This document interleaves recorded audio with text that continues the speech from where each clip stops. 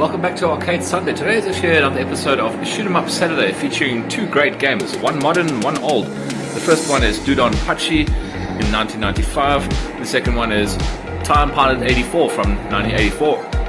Stay tuned. It's Arcade Sunday. Alright, so Dodonpachi is a game that I only ever started playing later in my arcade life, i.e. within my own arcade. I never saw it out in the wild. This was a bit too new. 1995, by that time, where I lived, basically arcades were really sort of far and few between and basically were not really existent much anymore.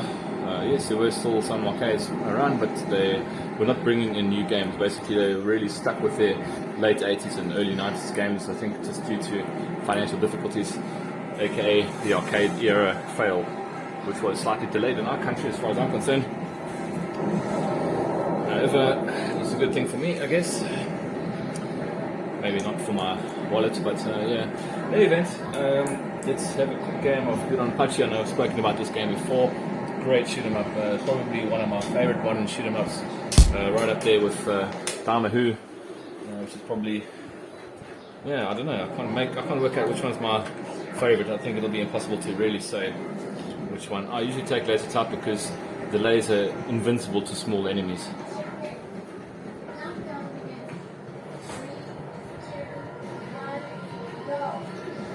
Okay, I'm going to start off with a chain event. So if you hold down the fire button in this game, it's basically it's a continuous fire. It's like a lot of other cave games. As you can see, I've got hits 44, 45, 49, 53, so on. I've got a chain going here that's pretty good. It's going to end now, unfortunately. Yeah, up to 65. It's probably one of my better chains. And then you got shot up. Yeah, so basically this game, when you're holding down the fire button, you move a bit slower. So you've actually got a little bit better control over your ship. At the same time, you can let go, now you're fast. Yeah, it's just all strategic. Let's get past this little mid-level guy. Grab some stars. Yeah, that's where you need it. Let go, and then you can get some stars and much faster. So let's just take this out here.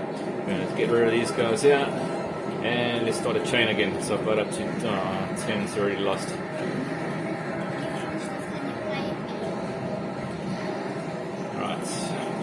There's a gold bee there. You collect gold bees. Yeah, okay, here we go. Here's the boss. Okay, let's see if we can do this without dying. Will be quite good.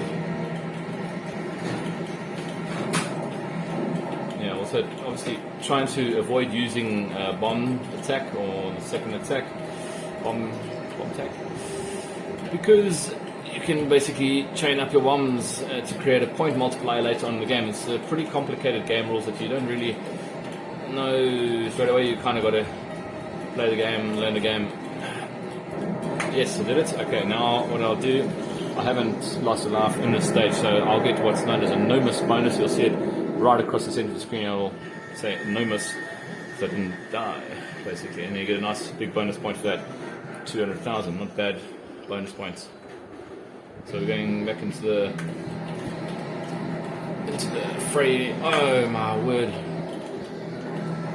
Oh, it's silly. In any event, let's carry on. Show off Dodonpachi.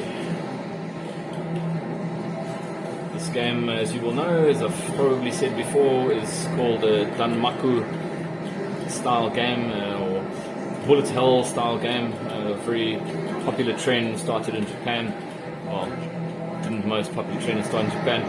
Regardless, Danmaku style pattern fighting games, or shooting games should I say, are synonymous with this constant waves of enemy fire, often in patterns. You'll see some of the bosses of the bigger guys, or the mid-level bosses and things. You see there's patterns you can maneuver through, and that's also where the strategy comes in with holding down the fire button when you actually move a bit slower in order to avoid attacks a bit more easily.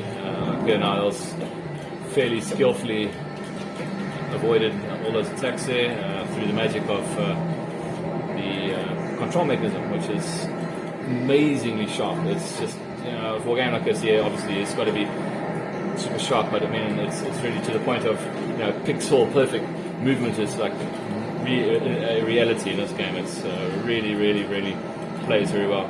Okay, I'm gonna get that B there. You'll see my bottom here. There's maximum scroll across the bottom here. So I've got a total of 4 or 5 bombs. But if I use it, then that multiplier goes away. So there's a strong influence on the player to avoid using bombs. It makes the game more difficult, of course.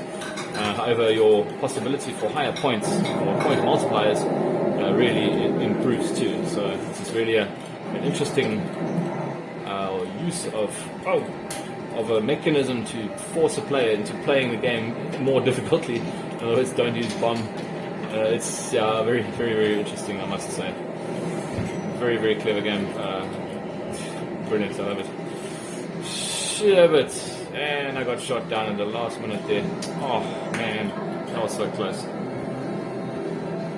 Oh well, at least I didn't use a bomb, so I'll be able to probably get a bomb maximum multiplier again quite early in the stage, therefore possibly getting a higher point multiplier going into the third stage. So here's stage 3. Again, it's not a game walkthrough or anything, it's just me ranting on about this game and how cool I think it is, and some of its features. Stuck in a corner there, and I'm out. Well, not badly played, I suppose. Not bad at all. Okay, Time Pilot 84. This is a great game from 1984, and I did play this quite a bit back in the day, and then subsequently, more later in my life, I did play quite a bit of this in my home arcade. I haven't played it for a while as of this recording. However, let's just have a quick game and have a quick chat about Time Pilot 84. Great game by Konami.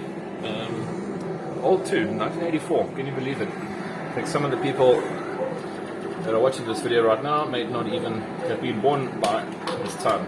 So, very interesting game. Off to a very bad start. Very briefly, you've got 2 buttons. One is to shoot that I'm currently doing. Just of notes there too. There was 5 enemies in a row. If you shoot all of them, you get your 1,000 point bonus. There's quite a lot of those kind of bonus points in this game. There's 1, 2, 3, 4, and 5. You get 1,000 points at the top, as you can see. So back to the buttons. The second button is like a homing missile. So you'll see when you get close to something, you get the little brackets that go around the ship, craft you're shooting against, and when you push the fire button, this guy's not giving me the time here, then the missile will start to lock. Okay, to get this boss again, you have to just lock him on, and then just fire that missile off, and that's it. You're off to the next unknown world. Gotta love the byline of this game. Further into unknown world. Such a great, little slogan or byline.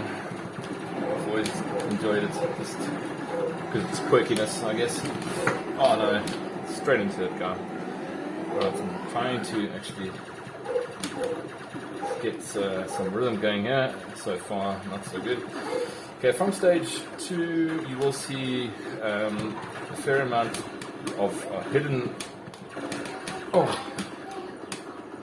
You'll see a fair amount of hidden points. Okay, already on to the next boss. So let's get rid of him. Let's just go further into unknown world. Yeah, playing shockingly, but again, this is more about game concept than game walkthrough.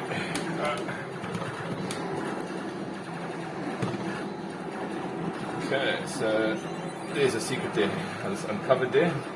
It'll be worth 5,000 points. That's not too bad. Okay, let us continue on and straight into the enemy. Not so good.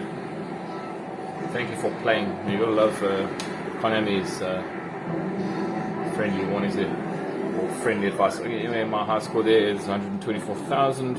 I did that about 6 months ago. As I say, this is a game that you can get quite rusty in quite quickly, so you need constant practice to stay good at the game. Unfortunately, great game, highly recommended by Arcade Sunday. Type 84, it's great.